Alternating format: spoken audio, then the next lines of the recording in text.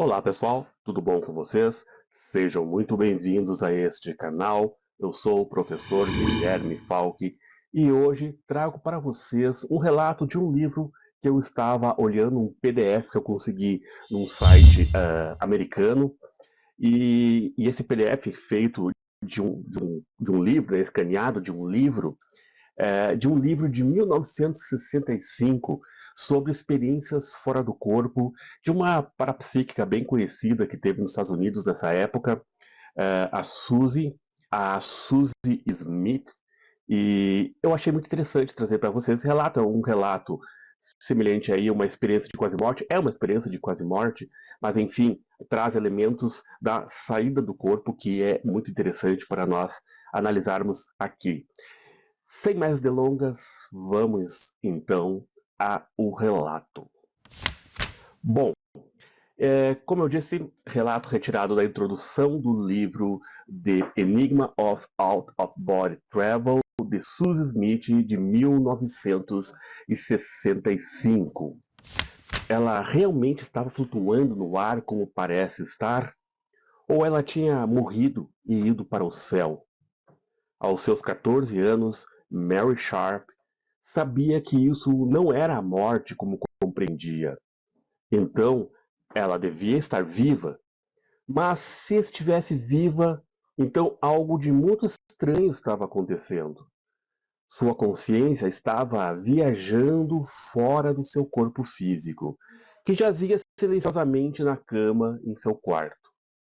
Minha primeira impressão, disse Mary, um pouco mais tarde, que fique claro, era de flutuar para trás, como se estivesse descansando sobre as belas nuvens azuladas que via à minha volta. Então voei para cima e para cima e para cima. Na verdade, ela estava próxima à morte. Era 13 de julho de 1903, quando esta jovem mulher de Stillwater, Minnesota, havia entrado em coma alguns minutos antes. Então ela se encontrou no alto com essas nuvens azuladas que gradualmente mudaram para lavanda e rosa.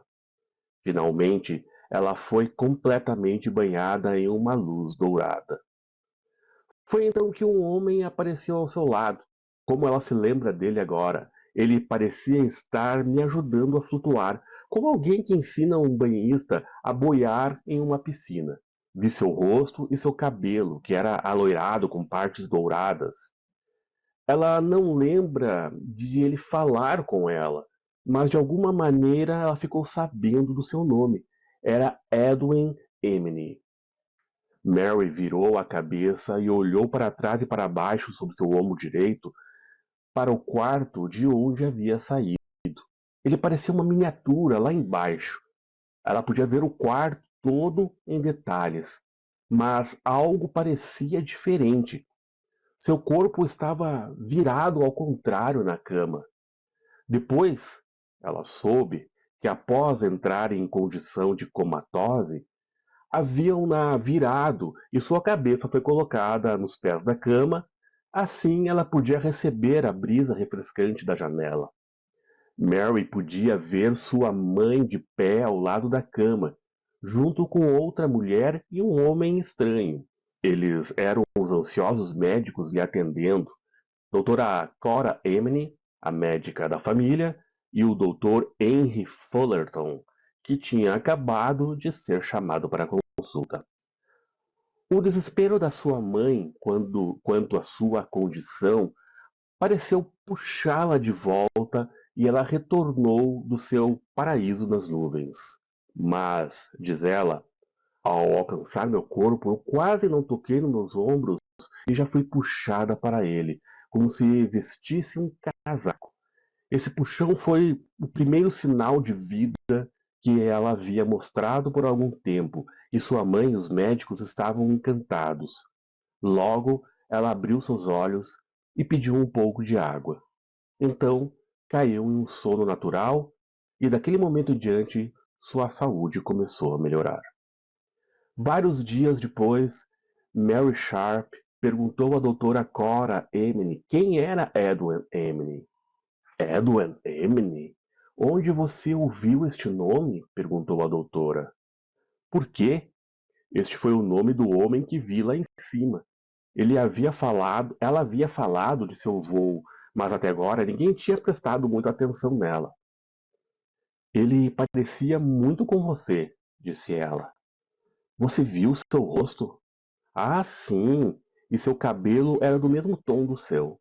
A doutora se virou para a mãe de Mary e sua voz parecia trêmula, como quando ela disse: Meu irmão Edwin morreu há 15 anos atrás. Como poderia essa jovem saber seu nome ou como ele se parecia? Eu nunca o mencionei aqui. Depois disso, a família de Mary ficou mais aberta a ouvir com mais respeito suas divagações a respeito da sua estranha viagem durante a sua doença. Mesmo assim, ela aprendeu a não falar sobre isso. Embora tenha sido um incidente de grande significância para ela, pois lhe mostrou que havia algo a mais dentro do seu corpo que podia sobreviver à morte e voar pelas azuladas e douradas nuvens, ela encontrou outros extremamente relutantes em ouvir sobre isso. Experiências fora do corpo ainda não estavam em voga. Ao longo dos anos, quando eu contei essa história, disse Mary, que está agora nos seus 70 anos, algumas pessoas me olhavam como se eu estivesse louca. Entretanto, há cada vez menos pessoas que agem dessa maneira. A ideia de que alguns indivíduos podem viver conscientemente por um tempo fora de seus corpos físicos é fascinante, para dizer o mínimo. Pois é, pessoal. Realmente uma história bem interessante, não é mesmo? Ainda mais quando a gente está falando de uma época, 1903, né? Então é uma época onde não se tinha todo esse conhecimento que hoje em dia a gente tem sobre o assunto. Hoje em dia o assunto é bastante comum, né? Está em voga, como disse ela ali, embora em 1965 não estivesse tão em voga quanto está hoje. Não sei se havia sido ainda lançado o livro do Robert Monroe. Tem que olhar a data para ver ali. Eu acho que não havia sido lançado ainda. Talvez o livro do Silva Mouro, pode ser. Mas enfim, realmente o assunto ele é um assunto antiguíssimo, né? Só que é um assunto que sempre foi envolto em muitos mistérios. E a gente vê ali em 1903 que a menina com seus 14 anos realmente foi tomada com assombro esse relato, né? Que não era um relato comum para a época, porque as técnicas ainda de ressuscitação não eram ainda amplamente divulgadas. Então, ainda não se tinha essas ressuscitações como a gente vê hoje em dia, aonde a quantidade de experiências ela é muito maior. A volta dela foi muito mais natural, ocorreu mais naturalmente, então isso espantava muitas pessoas.